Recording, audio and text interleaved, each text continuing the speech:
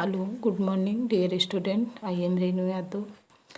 आज के इस वीडियो में मैं आप लोगों को 7th क्लास की हिंदी रिटन में सेकंड चैप्टर जो आपको पढ़ाया जा रहा था उसी के आगे पढ़ाऊंगी। सेकंड चैप्टर अन्याय का विरोध था। अन्याय के विरोध में आपने यहाँ तक पढ़ा था जब जो है लेखक ने 60 रूबल में से जूलिया के 19 रूबल और काट लिए थे।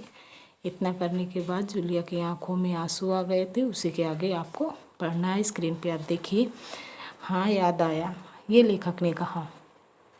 हाँ याद आया, मैंने डायरी देखते हुए कहा। 1 जनवरी को तुमने चाय की प्लेट और प्याली तोड़ी थी।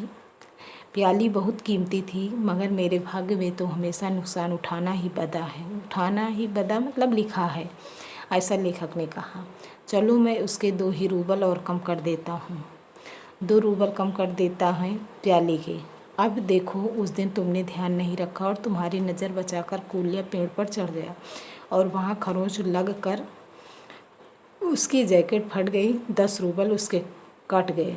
अब 12 और कम हो गए। 12 रूबल उसके और कम हो गए। आगे देखिए। इसी तरह तुम्हारी लापरवाही के कारण नौकरानी ने वान्या के जूते चुरा लिए। अब देखो भाई, तुम्हारा काम बच्चों की देखभाल करना है। तुम्हें इसी के तो पैसे मिलते हैं। तुम अपने काम में ढील दोगी, अपना काम अच्छे से नहीं करोगी तो पैसे कटेंगे या नहीं, ये लेखक कहता है जूलिया से। मैं ठीक कह रहा हूँ ना?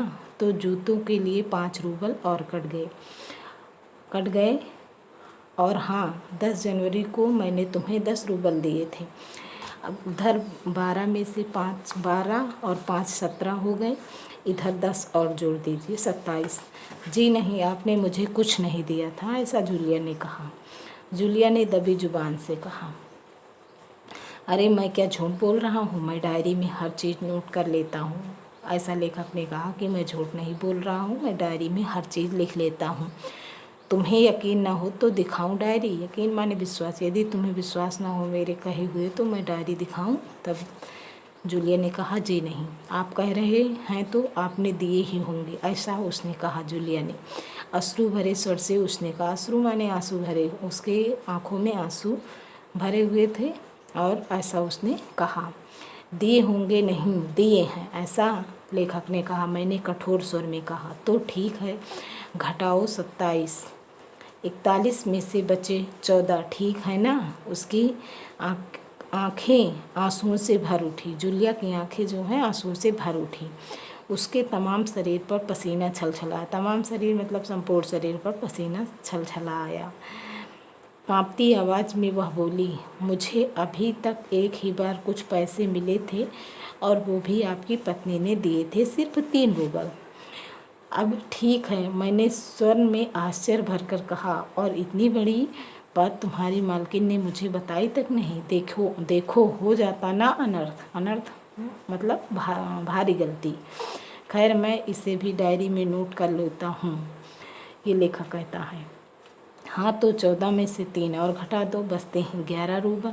तो भाई ये रही तुम्हारी तनख्वाह। तनख्वाह माने वेतन। ये 11 रूबल, इसे ठीक से गिन लो। ऐसा लेखक ने उसको 11 रूबल दिए, 11 रुपए दिए जूलिया को और कहा। उसने कांपते हाथों से 11 रूबल लिए और अपनी जेब टटोल कर किसी तरह उन्हें उसमें ठूंस लिए, मतलब रख लिए, और धीमे स्वर में बोली, धीरे आवाज़ में बोली, जी धन्यवाद। जूलिया ने ऐसा किया। मैं गुस्से से उबलने लगा। लेखक जो था, जब जूलिया ने उसे धन्यवाद दिया तो लेखक गुस्से से उबलने लगा, मतलब वो क्रोधित हो गया। कमरे में चक्कर लगाते हुए मैंने ज़ोर से कहा, धन्यवाद किस बात का? आपने मुझे पैसे दिए हैं, इसके लिए धन्यवाद, ये जूलिया ने कहा। अब यहाँ तक आपका कंप्लीट हो गया। आगे थोड़ा सा आपका और भी बचा है। अब इसको अगली वीडियो में आपको पढ़ाया जाएगा। यहाँ तक इस चैप्टर को आप पढ़िए और समझिए। Okay, thank you.